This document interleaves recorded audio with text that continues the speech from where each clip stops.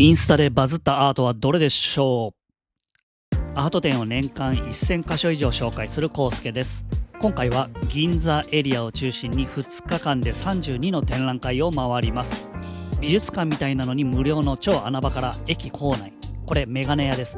パン屋さんや高級服屋にも本屋にも百貨店にもマイケルも。さあ一緒にアート巡りを楽しみましょう。超人気 DJ も。チャンネル登録お願いします。さあ今回もたくさんのアートを見て回りますが、ここね、美術館みたいに重厚で広い空間なのになんと無料で見られる穴場です。そして今回の動画の中にインスタで今までで一番バズったアートが含まれてます。それはどれでしょうか？ぜひ当ててください。途中で動画止めてコメントに書いてもらったりすると嬉しいです。正解は動画の最後に。はい、まずはここ第一生命本社にあるギャラリー、福島の帰還困難区域の土に銀塩フィルムを埋めて放射線の痕跡を写し取った代表作など、そう聞かないとわからないんですけれども、単純にパッと見もなんか面白い作品でした。そして第一生命本社のロビーがまるで美術館みたいにアートだらけなんです。フラッシュはダメだけど写真撮影 OK です。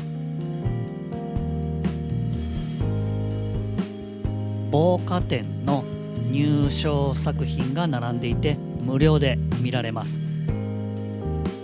防火展というのは毎年春に東京の上野の森美術館で開催されている若手美術家の登竜門的な展覧会ですね。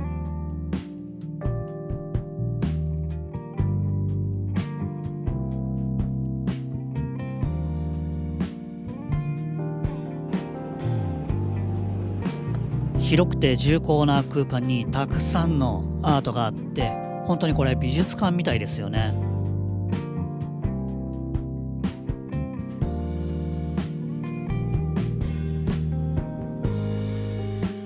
会社のロビーとはいえ気軽に入れます。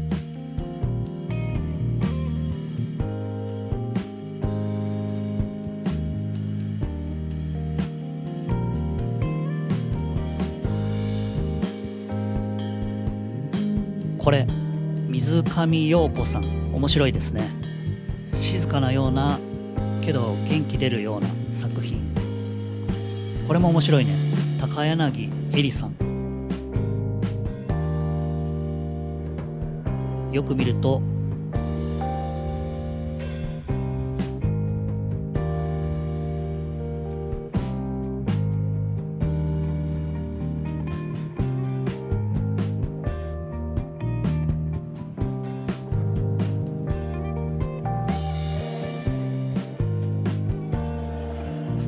日野これ彦さんもこれインパクトあるよな。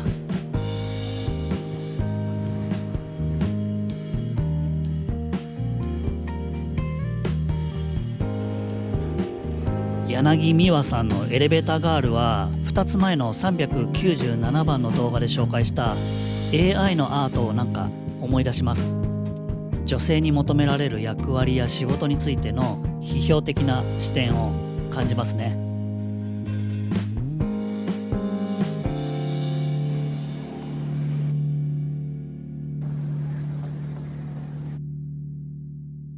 他にもたくさんありますのでぜひ行ってみてください。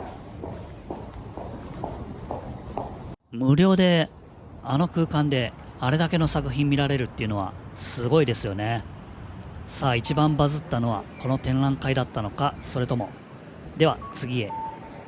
徒歩8分銀座ソニーパークへ180/60展を開催してました。現代日本の礎を築いた昭和が今年で満100年、そしてソニーは80周年、ソニービルは60年、それを振り返るプログラムです。まずはなんとヒコロヒーさん、いろんな著名人が銀座についてのエッセイを表現してます。これは歌人の穂村弘さん、これ3年前ぐらいにノートで書かれたパパと私っていう投稿がバズって物書きになった伊藤阿波さん。セネガル人のお父さんと大喧嘩して7年会ってないみたいなノートでしたね。今回は銀座についてです。こちらはミナペルホネンの皆川さん。詩集です。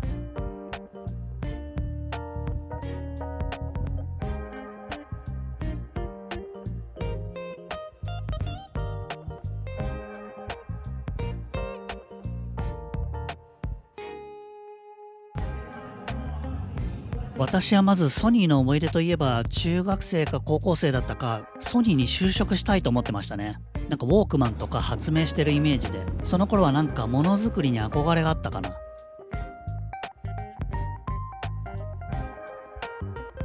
こちらはファッションモデルの小谷美優さん。伊藤聖光さん。これテンション上がりました。彼は話も面白いし本も売れたし、実は日本語ラップの先駆者だったりして面白いですね。ここでは1979年に YMO のアルバムが爆発的に売れたこと、そして同じ時期にソニーからウォークマンが出て世界を変えたことを YMO にかけてイエローマジック、つまりアジア人が起こした魔法だと書いてました。その時の YMO のアルバムには誰でも知ってる曲だとライディーンとか入ってますけど、あれ今でも運動会とかで流れたりするのかな。私独身でちょっとわからないんですが。小説家の金原ひとみさん。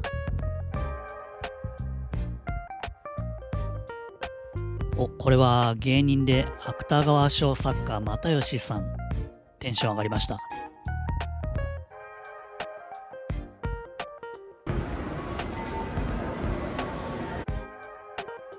これは歌人の俵真知さん。 YouTube に本の宣伝で出られてた動画のコメント欄に、俵真知って歴史上の人物と思ってたみたいなコメントがあって、すごい面白かったです。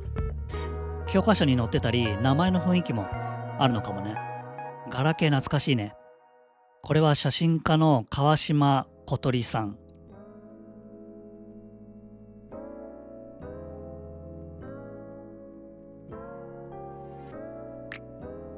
そして私も注目しているシンガーソングライターで詩人の柴田聡子さん。393番のロン・ミュエク店へ行った日の動画でも柴田さんのライブへ行く様子を紹介しました。あなたの銀座やソニーの思い出もぜひコメント欄で教えてください。さあ、バズった展覧会は今の中にあったでしょうか。すぐ近く銀座駅の中にあるのはメトロ銀座ギャラリー。駅の中でね、こうやって気軽にアート見られるのいいですよね。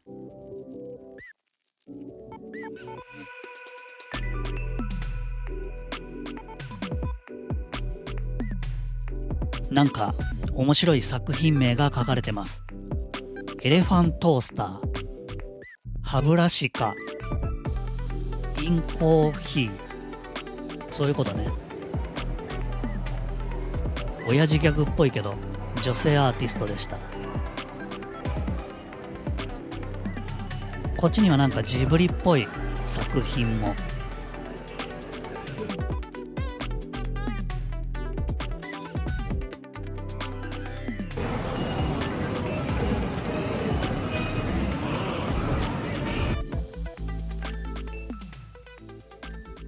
さあ、インスタでバズったアートはこの中にあったでしょうか。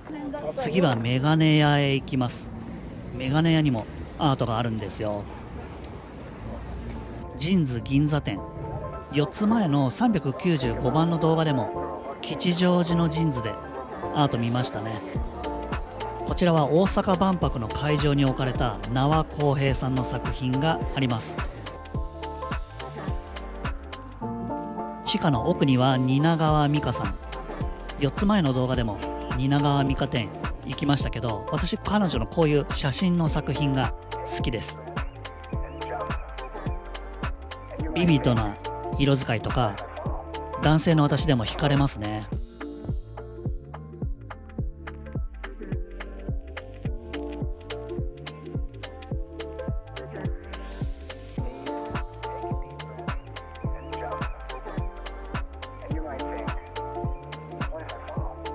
日本のメガネが外国人に大人気です。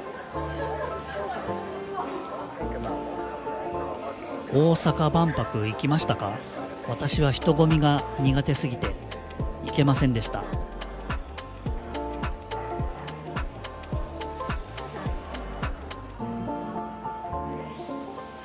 さあ、バズったのはどのアートだったでしょうか。次は服屋さんへ行きます。バーニーズニューヨークにあるのは橋本豊さんの展覧会。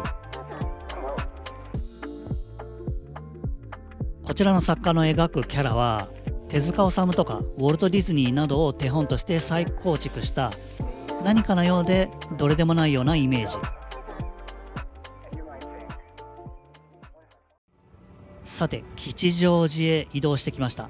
音が聞こえてきます。なんとこんなところで東京オリンピックの開閉会式の音楽監督もした田中智之さんの DJ です。2つ前397番の動画でも田中さんの DJ 見に行きました。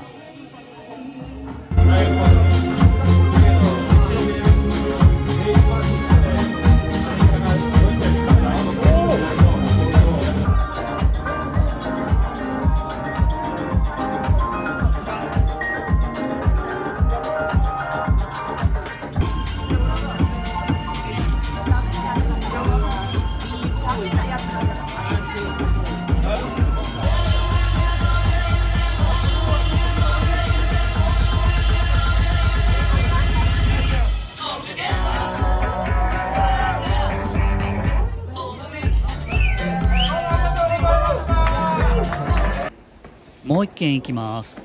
原宿へ移動してきました。ちなみにあなたはどんな音楽が好きですか？私はジャンルは幅広くいろいろ好きですけど、アートと同じで個性のある発想がユニークな音楽好きです。あとはグルーヴが感じられるものがいいですね。ここです。アパレルのリリースパーティーで大人気全裸ロックの DJ。DJ もどんな音楽をどうつなぐかとかどう混ぜるかとかアイデアが光る DJ がいいですね。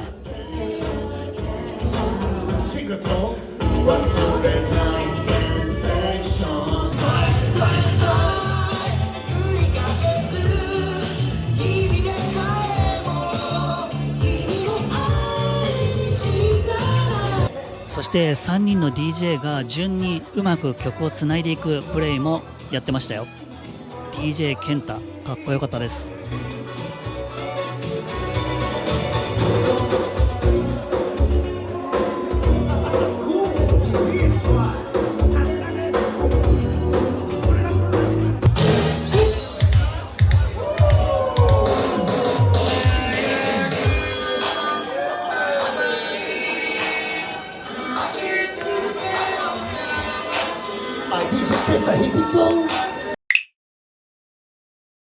さて別の日、日比谷音楽祭とアート巡りへ行きます。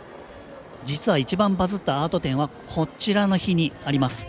まずはモノンクルのライブ、うまいし盛り上げ上手です。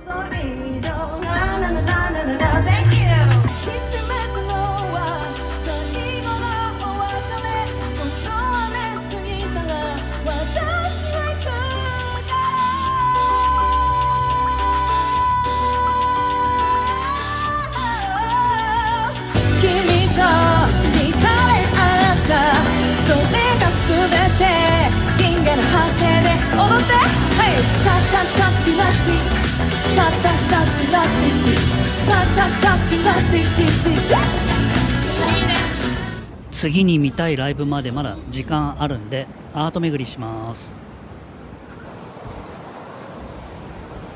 東京駅にある大丸東京10階のアートギャラリー、青山夢、大橋真理子、三鍵彩音の3人によるユニットカイマの展覧会。記憶を司る脳の海馬と内側から静かに沸騰するマグマを元に作られたカイマという造語ですね。かなり違う作風の3人が共通のコンセプトで響き合ってこの展覧会をしてるっていうのが興味深いですね。人からの刺激ってアイデアが広がることにつながりますよね。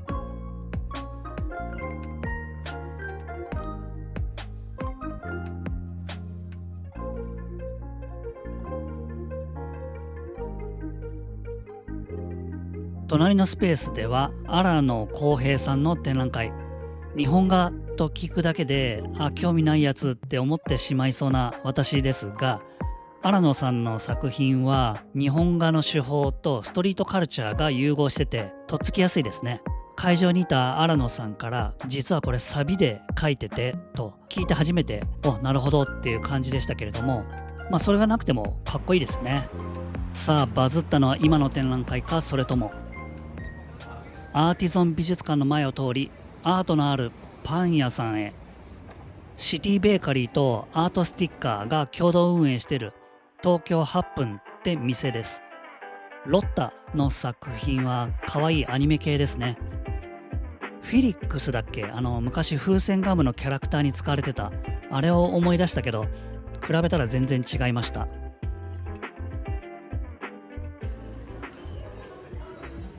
ここ戸田ビルディングは1階だけでなく3階にも4つのギャラリーがあります。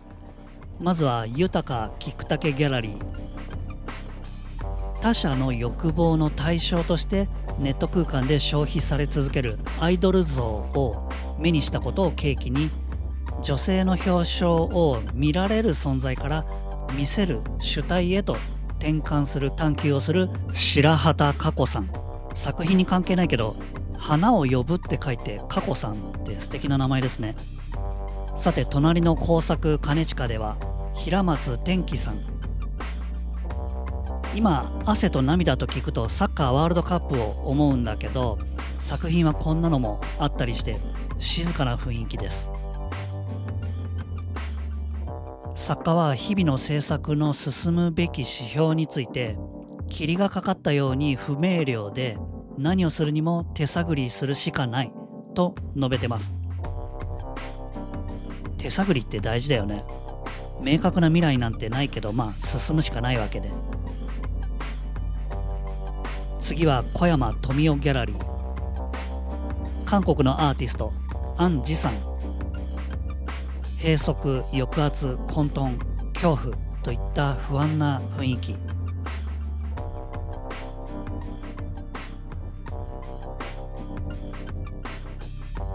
幼少期の体験とか政治ドラマでの拷問場面など個人的な記憶が起点のようです。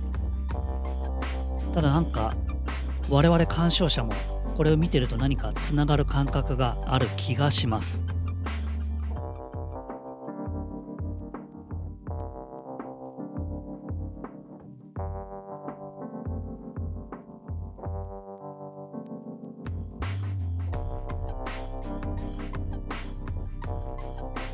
重ためな展覧会が続いてるな。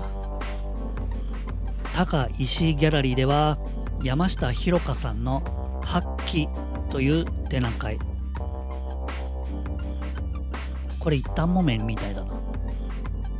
日本の神話や伝統的なアニミズムの思想、つまりあらゆるものに意志が宿るみたいなことですね。そして古くから代々受け継がれてきた物語や作家自ら地域の行事に参加した実体験をもとにしてるんだとか。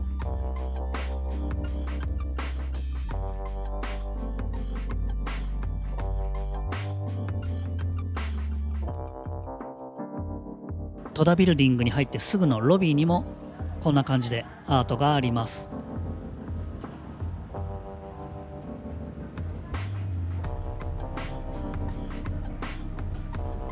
他に2人アートがあるんですけれども、この日はまだ準備中で全てを見ることはできませんでした。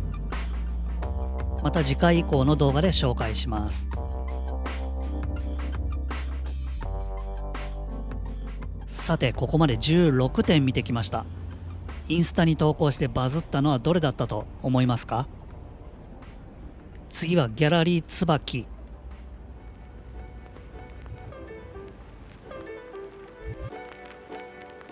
祈ってます。この手の作品を見るとついモヤモヤするというか、すぐ奈良義朝さんを思い出しちゃいますね。けど比べてみたら全然違うし、そもそもコンセプトやコンテクストが全然違うんですけどね。それ言い出したら奈良義朝さんもアニメの影響を受けてるだろうし、全くのオリジナルなんてものはないんでしょうけどね。隣の部屋ではこんな感じ。平成っぽいファッションだけど、逆に今平成ファッション人気だから普通にかっこいいって感じしちゃいます。でこれはさすがにないか。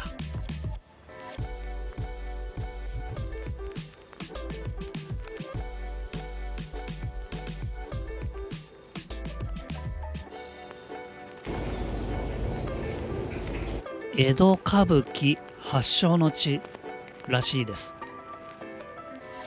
歌舞伎見たことありますか？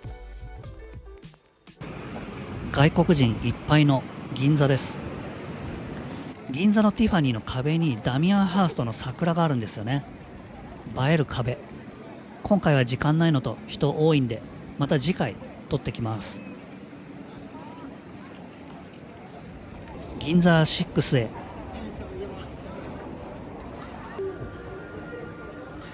6階の蔦屋書店です。スタバ前では岡千尋さん、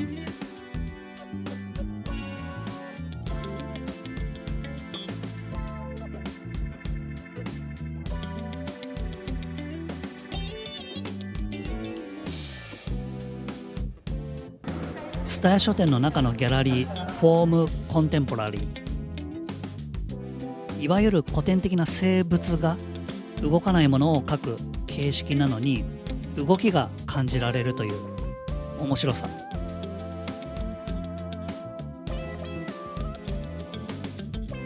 割と好きな感じです。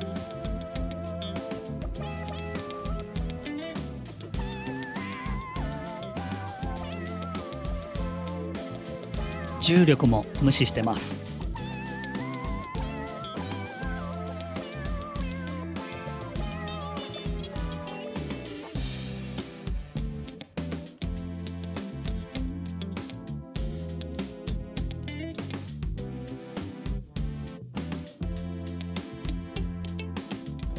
本屋中央のギャラリースペースではこちら、日本画の手法で動物が生き生きと描かれてます。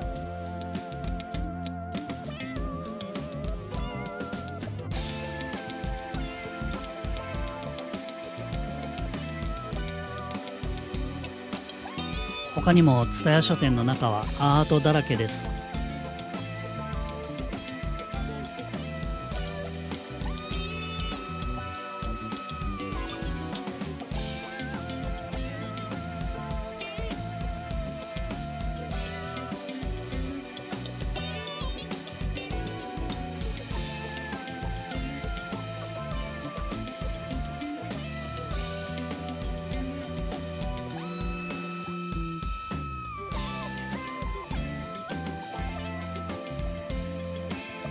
5階のアール・グロリュー。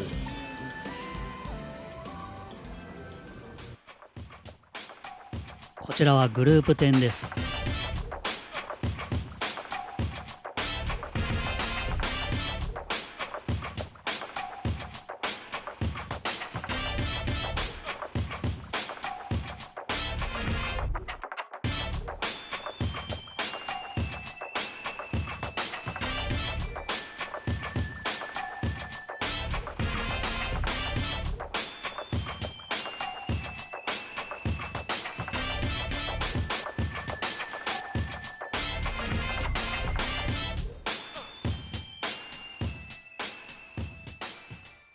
さあ、ここまででもう26のアート展を見てました。インスタに投稿してバズったアートはここまでにあったのか、この後なのか、どう思いますか？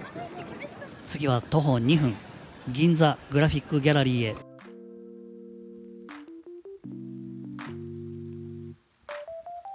平面として存在してきたグラフィックに時間と空間を加える試み。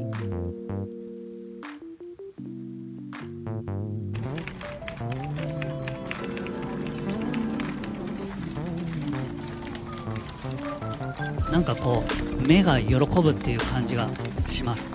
面白いですね。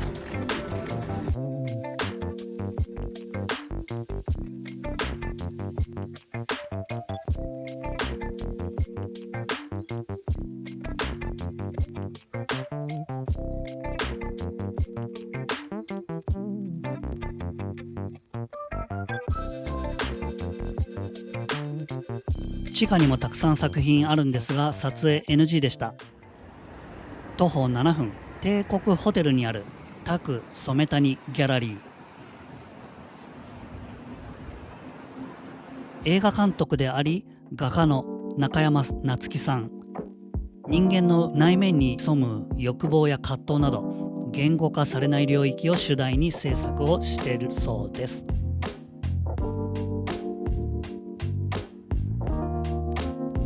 同じフロアにあるメデルギャラリー州日比谷。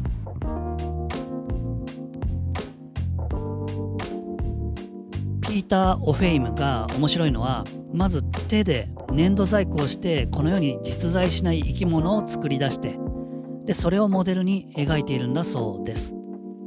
可愛いような、なんか不気味なような。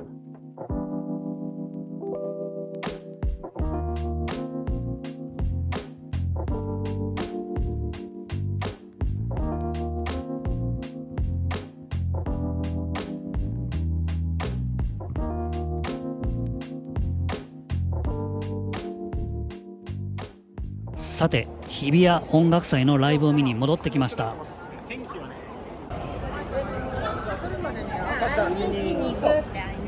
一番見たかった奇妙麗太郎。撮影 NG でしたがめちゃくちゃ良かったです。1曲目に笑っていいともの曲で一気に客を掴んでました。日比谷音楽祭、別の会場でもライブやってます。都会の中のオアシスで無料のフェス。気軽に来られるから、家族連れからお年寄りまでいろんな人が来てて、とてもいい雰囲気です。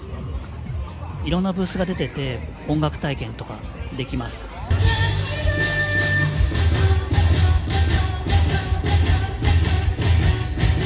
すごい人。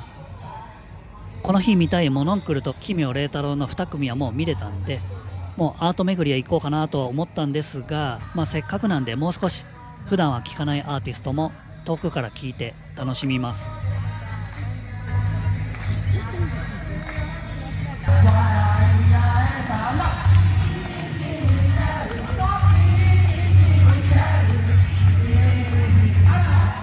会場の東京ミッドタウン日比谷では映画マイケルのイベントもやってました。もう見ました？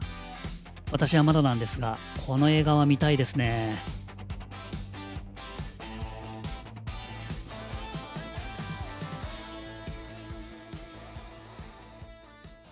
さて、アート巡り、電車移動して表参道のジャイルギャラリーへ。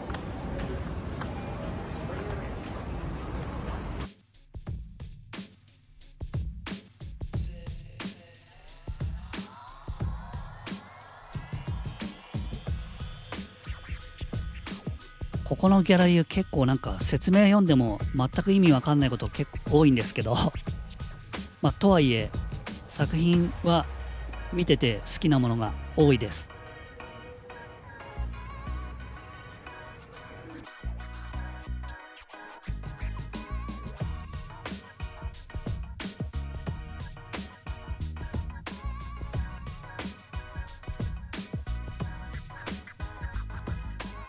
これは2つ前の397番の動画でも見に行った草野恵美さんの AI のアートですね。不気味の谷とかっていう言葉があるぐらい AI で生成された写真や動画に人間はなんとなく感覚的に違和感感じたり不気味に思えたりすることってあるんですけど、一方で SNS では生成 AI で作ったフェイク動画とかを見て本気にしてわーわーコメント欄が荒れてるのを見かけたりしますね。その違いは何なんだろうな。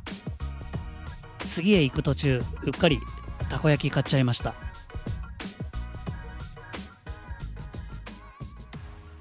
中トロトロ。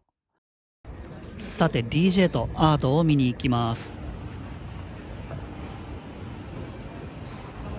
このスクラム・ジョーンズ、なんとマライア・キャリーがグラミー賞を取ったアルバムにも参加している方です。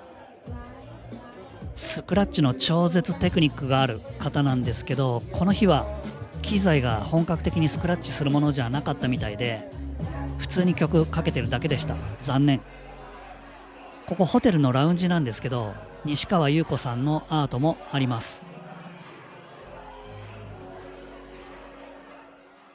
ちなみに翌日の日比谷音楽祭では在日ファンク、君島大空、そしてソイル&ピンプセッションズと好きなアーティスト3組も無料で見られました。やばいです。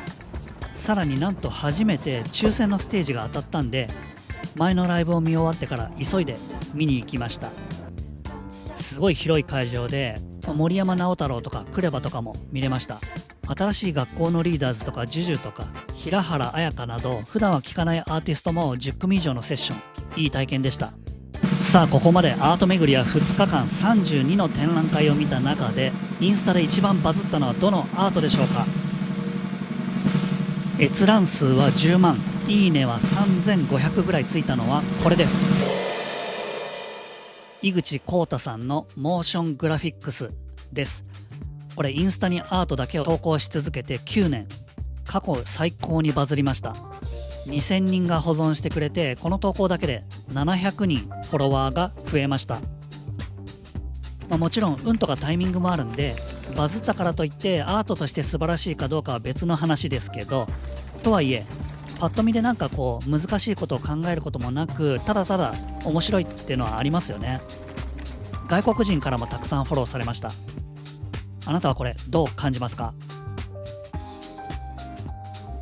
今回のアート巡り、どれが気になりましたか？バズったやつ以外にも面白い作品ありましたね。あなたの気になってる展覧会やおすすめアートなども教えてもらえると嬉しいです。この動画が面白かったっていう方は高評価やハイプしてもらえると更新の励みになります。次も一緒にアート巡りできるようチャンネル登録お願いします。